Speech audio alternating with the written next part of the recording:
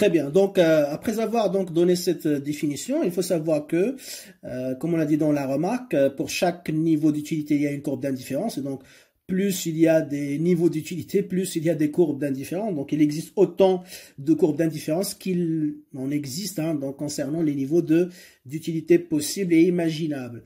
Et donc, effectivement, donc on peut tracer, si vous voulez, plusieurs courbes d'indifférence. Donc, toujours sur l'axe des abscisses, l'axe horizontal, on met les quantités de x. Et sur l'axe des ordonnées verticales, attendez un instant, voilà, on met les quantités, bien sûr, de y. Très bien. Alors, donc, on peut dessiner plusieurs courbes d'indifférence. Donc, qui passent par des paniers, donc des points. Ça, c'est CI, par exemple, 0. OK. Ça, c'est CI1. Donc, chaque courbe d'indifférence, elle représente un niveau d'utilité, CI2, CI3, et ainsi de suite. OK? Donc, l'ensemble de toutes ces courbes d'indifférence représente ce qu'on appelle une carte d'indifférence.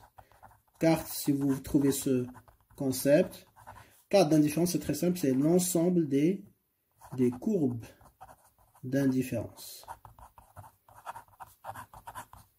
On appelle carte d'indifférence. Très bien. Et donc, pour chaque courbe d'indifférence, il y a un niveau d'utilité. Donc, toujours, n'oubliez pas. Il est composé de points, de combinaisons de consommation, c'est vrai. Mais la signification économique, eh bien, c'est que chaque courbe, c'est un niveau d'utilité. Donc, ça, c'est U0. Ça, c'est U1. Ça, c'est U2. Ça, c'est U3, etc. Ça peut être égal à 5. Ici, c'est égal à 10. Ici, c'est égal à 20. Ici, c'est égal à 30, etc. D'accord? Très bien. Alors maintenant, comment on fait la représentation graphique? Donc, deuxième point, représentation. Représentation graphique. Représentation graphique des courbes d'indifférence. Alors, pour chaque courbe, bien évidemment, mathématiquement parlant, on a besoin d'une équation. D'accord? Donc, lorsqu'on va représenter graphiquement une fonction, on utilise une équation qui établit la relation entre x et y. Et grâce à cette relation, il suffit de donner des valeurs à x, en déduire les valeurs de y. Et après, donc, reporter ou dessiner les points correspondants qui ont pour coordonnées les valeurs de x et de y. C'est ce que vous avez fait en bac à plusieurs reprises, et c'est ce qu'on va faire aujourd'hui avec l'équation de la courbe d'indifférence, parce que justement pour pouvoir la représenter graphiquement uniquement à partir de la fonction d'utilité, parce qu'il faut le savoir, c'est à partir de la fonction d'utilité, on va vous donner ça par exemple dans un examen, représenter graphiquement la courbe d'indifférence qui représente le niveau d'utilité est égal à 10, est égal à 20, est égal à 30, peu importe le chiffre, eh bien vous aurez besoin de quoi? De l'équation de la courbe d'indifférence. Donc on aura besoin de l'équation de la courbe d'indifférence. Alors justement, comment on écrit cette équation de la courbe d'indifférence? Donc c'est toujours en fonction des variables qui m'intéressent. Or, qu'est-ce que je sais pour représenter graphiquement la courbe d'indifférence? On l'a vu à travers l'exemple précédent. On a besoin des paniers de consommation. Or, les paniers de consommation, ils se composent de quoi? De la quantité de x et de la quantité de y. Donc la relation, elle est entre quoi et quoi? Entre y et x. Donc, ça veut dire quoi? L'équation de la courbe d'indifférence, il va s'écrire de manière générale y en fonction de x. Ok? Ça peut être y est égal à 2x, ça peut être y est égal à x, je sais pas, au carré, peu importe. Donc, l'essentiel, c'est d'établir un lien entre y et x. Comme ça, je donne des valeurs à x, j'en déduis la valeur de y et je représente graphiquement, bien sûr, donc le résultat. Ok? Très bien. Alors, on va peut-être marquer ça ici, cette idée. Alors, les courbes d'indifférence. Ok, on va ajuster ça.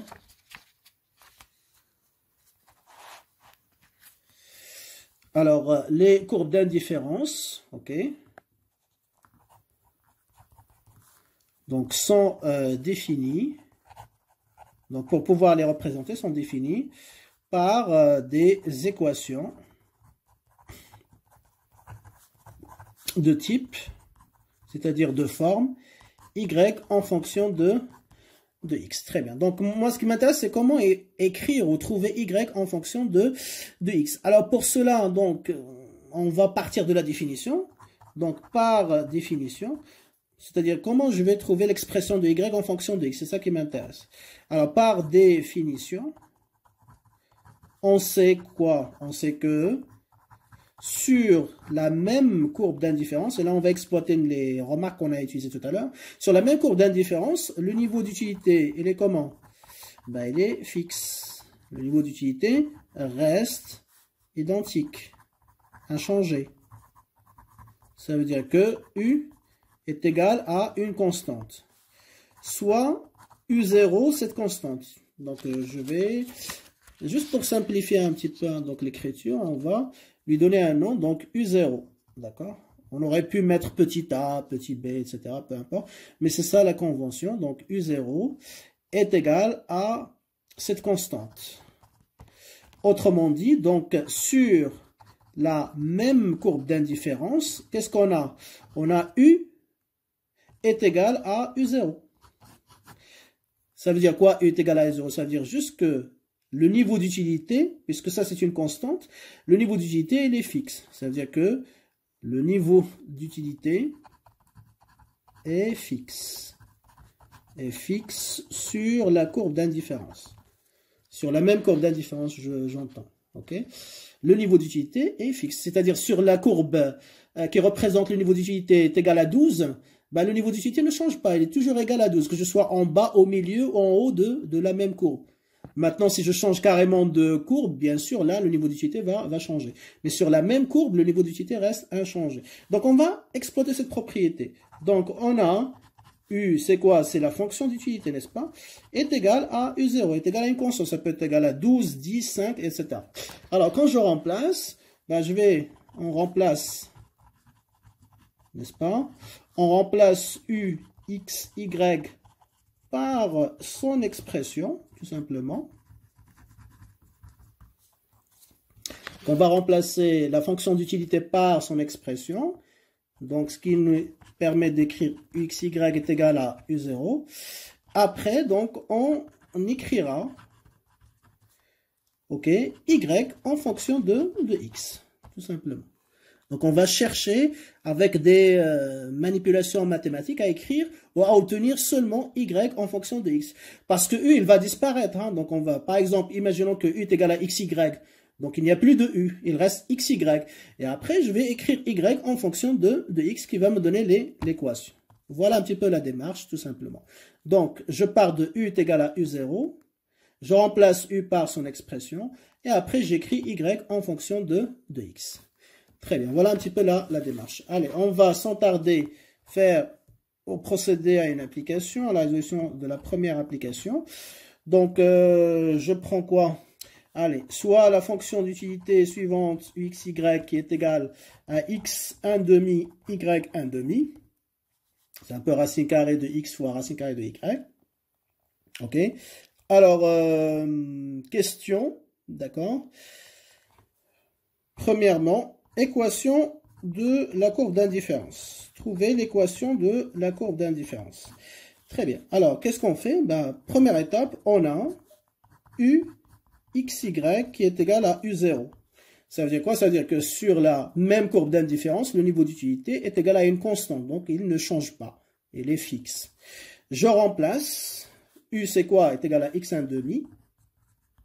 Y1 demi qui est égal à U0. Même si on me donne la valeur de U0, je ne vais pas la remplacer tout de suite. Donc, je garde U0 au cas, enfin, de manière générale. OK? Très bien. Donc, on continue. Quel est mon objectif? Écrire Y en fonction de X. Donc, si je dois écrire Y en fonction de X, ça veut dire que Y, elle est d'un côté et X de l'autre côté. Donc, je dois séparer X et Y qui sont ici rassemblés. Donc, je dois faire passer X de l'autre côté. Alors, si je fais passer X de l'autre côté, qu'est-ce qui me reste? Y1 demi est égal à quoi? U0 sur X à la puissance 1 demi. Ou si vous voulez, U0 fois X à la puissance moins 1 demi. Pourquoi? Parce que U0 sur X à la puissance 1 demi, c'est quoi? C'est U0 fois 1 sur X à la puissance 1 demi. Et 1 sur X à la puissance 1 demi, ça devient moins X à la puissance 1 demi.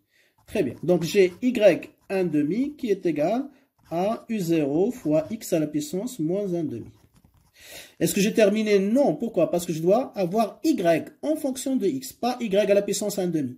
Ça veut dire que toujours je dois avoir y à la puissance 1. Ici, j'ai y à la puissance 1,5. Donc, je n'ai pas encore terminé mon travail.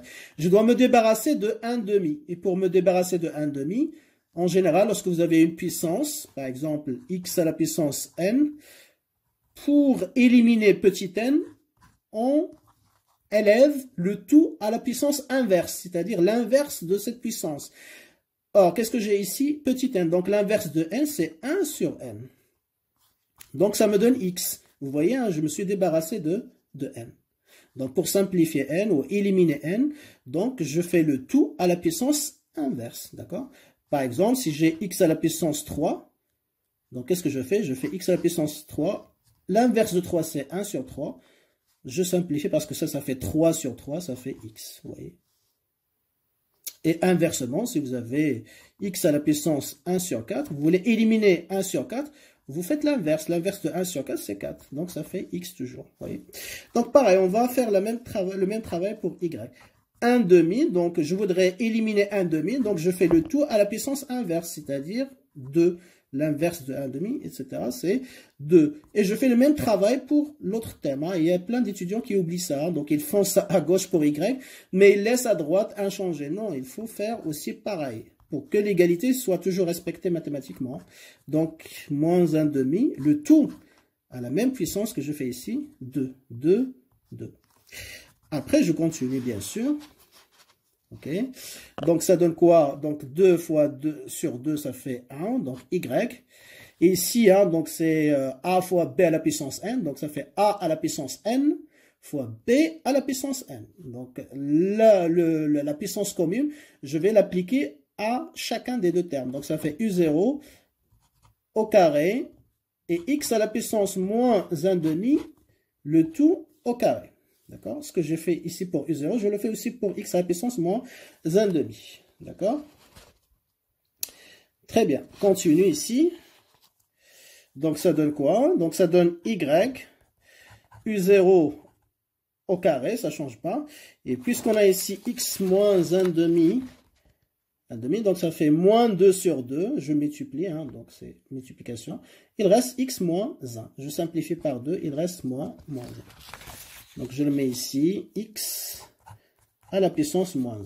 Et là, j'ai terminé mon travail. Pourquoi? Parce que j'ai y à la puissance 1, vous voyez, et qui est fonction de x. D'accord? U0 au carré fois x à la puissance moins 1. Ou on peut l'écrire comme ça, U0 au carré sur x. Pareil. 1 sur x moins 1, x à la puissance moins 1, c'est 1 sur x en fait. Voilà. Je rappelle la règle, hein, donc x moins n, c'est 1 sur x à la puissance n. Donc, essayez d'apprendre par cœur hein, donc ces formules pour que ça soit plus facile pour vous les démonstrations. D'accord? Très bien. Donc, l'équation de cette courbe d'indifférence, donc s'écrit y est égal à u0 au carré fois x à la puissance moins 1. Très bien. Alors maintenant, imaginons qu'on me demande de représenter la courbe d'indifférence, d'accord, qui représente le niveau d'utilité 6. Donc, deuxième question, représenter, parce que c'est pour ça qu'on a fait ce travail, représenter graphiquement. Alors, représenter graphiquement la courbe d'indifférence, ok, qui représente U0 est égal à 6. Ok. Alors ici, qu'est-ce que je fais? Première chose que je dois faire, c'est trouver l'équation de cette courbe d'indifférence. On a l'équation ici générale, d'accord? U0 au carré, quelle que soit la valeur de U0. Donc on va remplacer U0 ici, d'accord? Donc U0 est égal à 6, je remplace, ça fait Y qui est égal à quoi? Ben, 6 au carré fois X à la puissance moins 1. Ce qui implique que Y, l'équation de cette courbe d'indifférence qui représente le niveau d'utilité 6, c'est Y est égal à 36 fois X à la puissance moins 1. Ou si vous voulez, Y est égal, pour faire simple, 36 sur X. Ok? Voilà, 36 sur x. Après, qu'est-ce que je fais? Ben, pour représenter cette courbe d'indifférence, je sais qu'il relie les points pour lesquels, donc les coordonnées c'est x et y. Je donne une valeur à x, j'en déduis y, et ça me donne un panier. Je donne une deuxième valeur à x, j'en déduis la valeur de y, ça me donne un deuxième panier. Combien j'ai besoin de paniers? Ben, en général, 3 paniers, c'est suffisant pour tracer ou dessiner une courbe d'indifférence. Donc, on va donner 3 valeurs à x, en déduire les valeurs de y correspondantes, et une fois on représente les 3 paniers, les 3 points, eh bien on va les relier, ça va nous donner notre courbe d'indifférence. Allons-y. D'accord.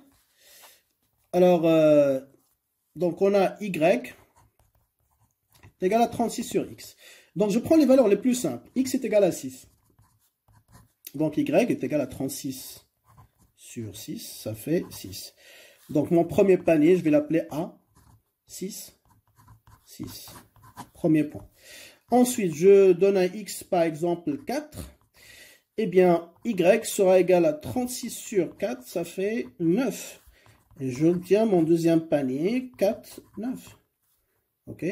Troisième possibilité, eh bien, je vais faire juste l'inverse, tout simplement. X est égal à 9. Donc, y est égal à 36 sur 9 est égal à 4. Et donc, ce sera troisième panier 6, 9, 4. Et après, bien évidemment, il suffit de représenter les paniers, donc A, B, C. Donc, la courbe d'indifférence U0 est égale à 6 sera égale à la courbe d'indifférence qui passe par les 3 points A, B, C. Donc, je vous laisse faire la représentation graphique pour gagner du temps. OK. Voilà. Donc, imaginons que j'ai U de 1 qui est égal à 16 cette fois-ci. D'accord?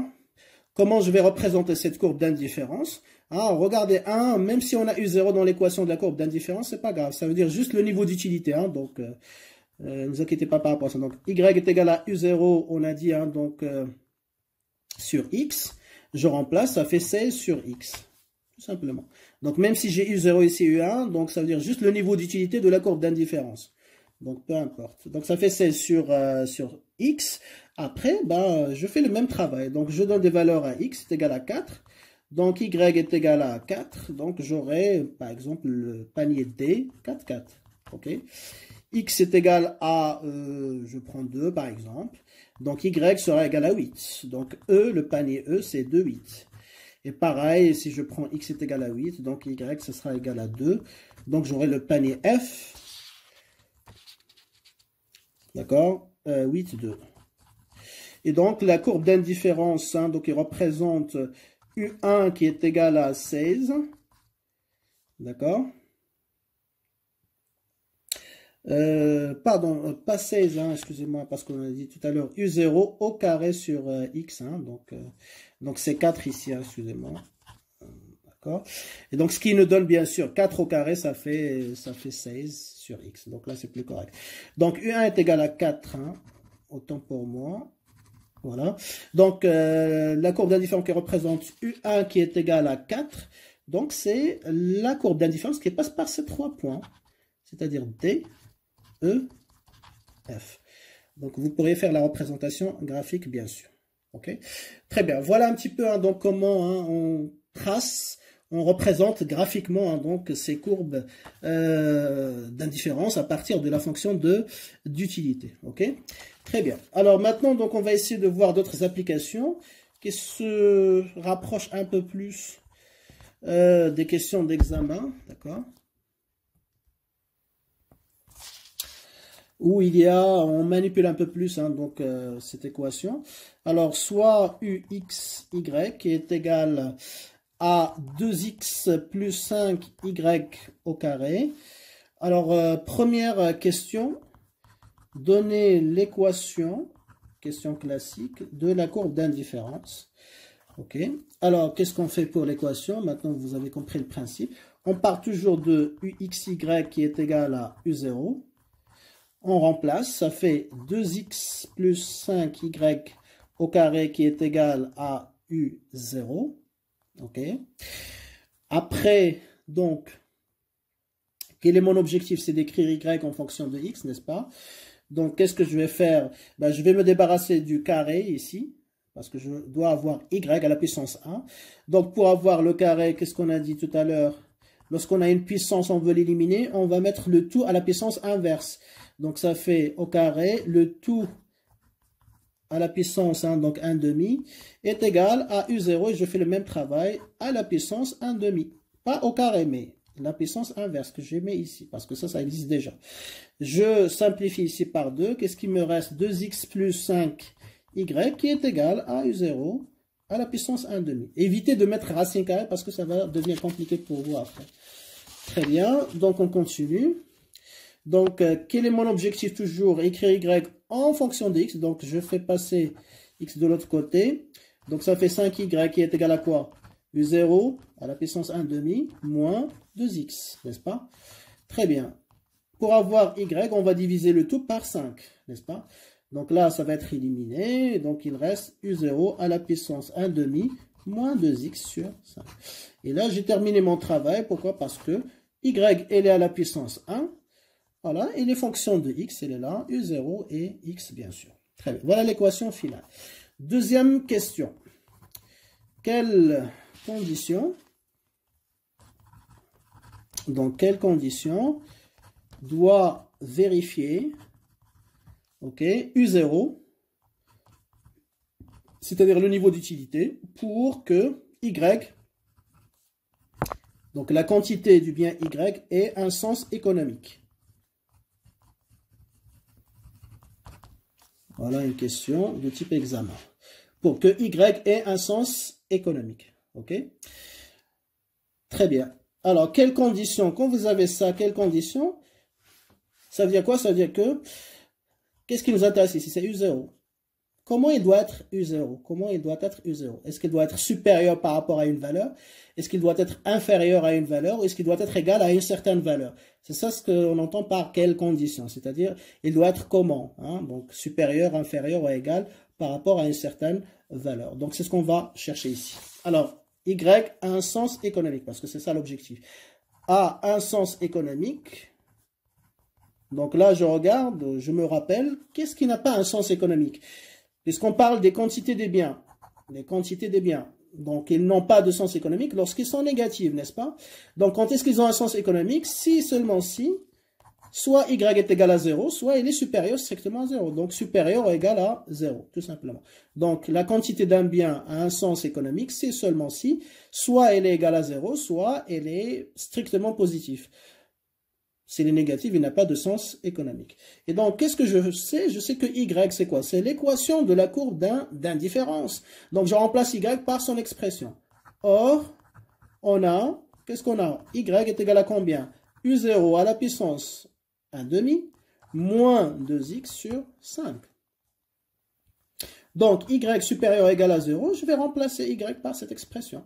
Donc, ça fait U0 1 demi moins 2x sur 5, supérieur ou égal à 0. Et on sait qu'un rapport, il est positif lorsque les deux, ils ont le même sens, enfin le même signe. Ici, c'est positif, donc il faut que ça aussi soit positif. Donc, ça implique que U0 à la puissance 1 demi, moins 2x, hein, ça c'est moins, on va se tromper, moins 2x, d'accord, sur, enfin on a déjà terminé avec sur, supérieur ou égal à 0. Ok. Ce qui implique que U0, 1 demi, parce que moi mon objectif c'est quoi? U0 il doit être comment? Supérieur, égal ou inférieur. Donc je vais faire passer 2x de l'autre côté. Donc U0 à la puissance 1 demi doit être supérieur ou égal à 2x. Voilà la condition. Donc pour que y ait un sens économique, il faut que U0 1 demi soit supérieur ou égal à 2x. S'il est inférieur strictement, bah dans ce cas-là, y il va être négatif. Et dans ce cas, il n'aura pas de sens économique. Ok? Très bien. Alors, peut-être une dernière question. Quelles conditions? Et on essaiera de terminer cette vidéo. Et par la même occasion, donc cette séance du lundi 11 janvier, quelles conditions doit vérifier Alors, Y cette fois-ci, on va inverser les rôles pour que, on va dire, U0 soit supérieur à 4. Pour que U0 soit supérieur à 4. J'espère que la question elle est claire. Quelle condition doit vérifier Y pour que U0 soit supérieur strictement à 4? Très bien. Alors pareil, hein, donc on va exploiter toujours l'équation de la courbe d'indifférence. Ok. Alors U0 supérieur à 4, on va partir de U0 supérieur à 4.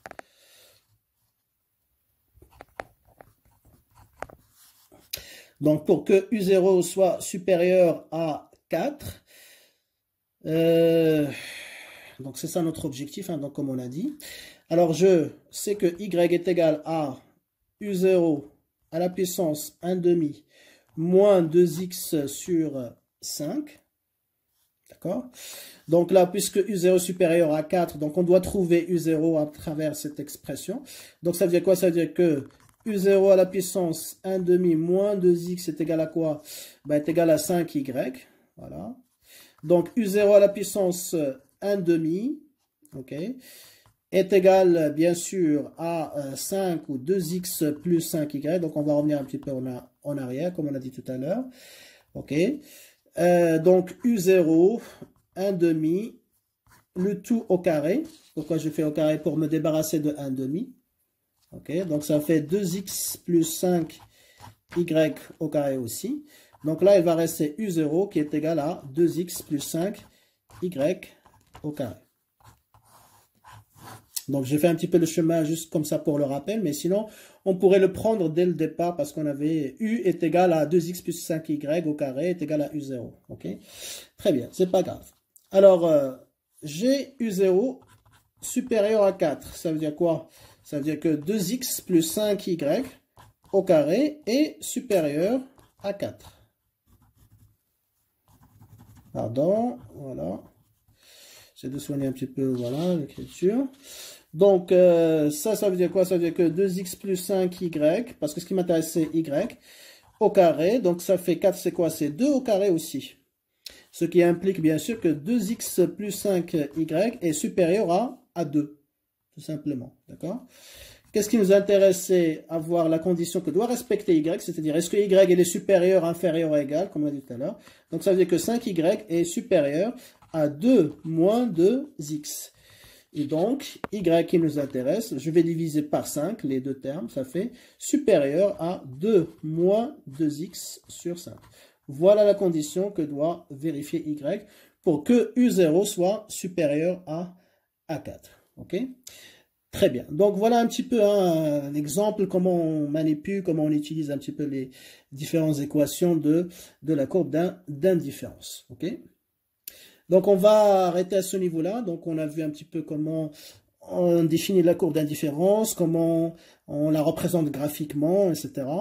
Donc là, on va voir dans la séance de mardi, hein, donc on va faire des vidéos pour ça, quelles sont les propriétés hein, donc de ces courbes d'indifférence et qui vont nous permettre effectivement donc de nous aider à expliquer et décrire le choix hein, ou la résolution hein, donc du problème du choix du consommateur graphiquement. D'accord? Donc on va arrêter à ce niveau-là et on se retrouve pour la prochaine séance.